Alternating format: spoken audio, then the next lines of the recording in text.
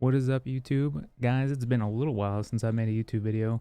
However, I'm going to start pushing them out a lot more often. Welcome to the new office, by the way, with the U.S. Army's esports team. So we're going to be seeing a lot more content being pushed out, primarily Magic the Gathering, but we'll see what we also get into. I've also, been playing some Path of Exile and whatnot. Anyway, let's get right into it. Magic the Gathering, there's a new deck called Aristocrats. That we've been, I've been pushing the ladder with recently. A lot of this early Eldraine time frame, I've been doing a lot of drafting, a lot of sealed, and I've recently just started hopping back into the ladder and starting pushing rank. Aristo-Cats is pushed incredibly fast because it destroys other decks really fast, so that way you can get more games in at a time, as well as winning. We've matched up against turn 2 Okos. While yes, it's still difficult, it's not an easy win, but it's still very possible and it's still very viable. There's a splash of green in there just for Once Upon a Time, which is why it's not your typical Aristocrats deck. They keep calling it Aristocrats, which you'll see in this video, and we're going to go right into it. So that way I kind of explain as we go. So I just go ahead and random match into a ranked matchup. I know I'm only platinum at the moment. Alright. So this opening hand, I'll go ahead and mulligan because you really want to curve in this deck. The opening curve is very important so you can get guys out on the battlefield quicker.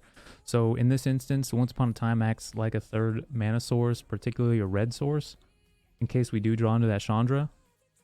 So you always want to kind of set that up. We're going to search for one here. We don't get one, but we do get one sort of with Fabled Passage. Now something I always kind of toy around with if I didn't have an oven here, turn 1 oven, is playing that early Fabled Passage in case we don't draw into that third source when we need it. But in this particular situation, you do have to kind of play around the turn 1 to rest, especially with us being on the play. That oven will get taken really quickly, and that's one of the catalysts in this deck to help proc things like Mayhem Devil, and of course our cat combo, and keep us in the game. So we do draw into another mana source, and at this point you kind of think, do you familiar? Do you set up the red source for a Chandra pull? Or do you get the priest online? I go ahead and choose keep getting the priest online. More games than not, it's been very important to have the priest out when you do get that Chandra play, so that you can start doing that early creature removal for the cost of none of your creatures other than the ones that get sacrificed anyway. So it does look like we're going up against elementals here with the Leafkin Druid. We do draw into a mana source, into a red source, excuse me, which is also going to set up our Fabled Passage, being that we'll have 4 lands in play when we play it, so that red mana will come in untapped if we do draw into a Chandra. So he goes ahead and neoforms. I'm assuming we're going to see a Risen Reef coming out, so we're going to start seeing that ramp come into play, and that's where our aggro aspect of this deck comes in, trying to remove these creatures that feed into that ramp so we can get as much damage in as possible. We go ahead and cat cycle. As one of the downsides about this deck is I don't like having to cat like every turn, especially when you have multiple ovens or multiple cats out and you're just sitting there doing it during their end step. It does feel like a pain, but it's helpful. Those single points of damage both to them and the life gain is huge. So we do pull into a Chandra, which is wonderful for us. We kind of project him to get rid of the goose here, but that's also a creature that he has to get rid of. And he has to play around the priest here, either remove it or get a creature out to keep saving his Risen Reef. Now you keep your cat online so that way it can act as a chump blocker while you can simultaneously continue to sack it with the Witch's Oven. So you leave it online and it's a free blocker.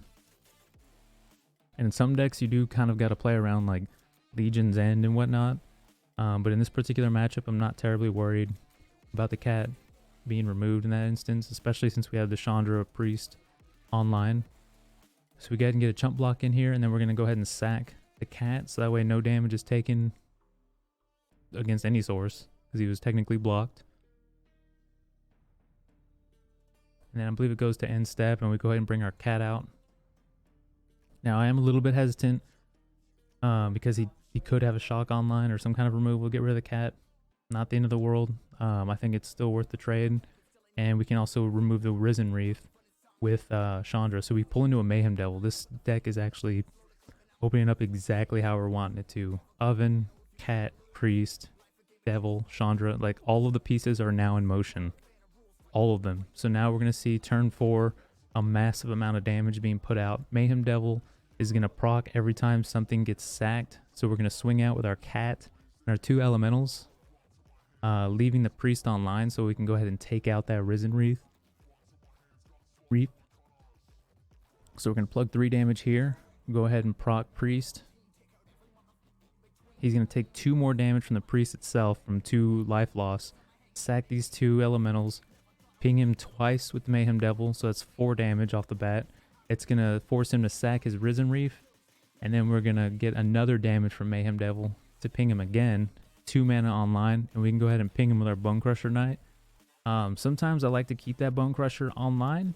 However, in this particular instance, we're trying to go to the face as fast as possible, especially because the potential for mass creature removal. I need to see how much damage I can plug in as fast as I can. So he's either going to have to worry about the creatures at this point or the Chandra, both of which he can't really do anything about.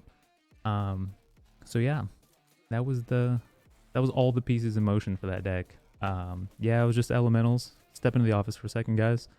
Yeah, it was just elementals. But as you can see, literally all the pieces fell into play. No matter what deck we came across, I think that would have been a victory in the sense that we had fantastic top decking, fantastic card pulls.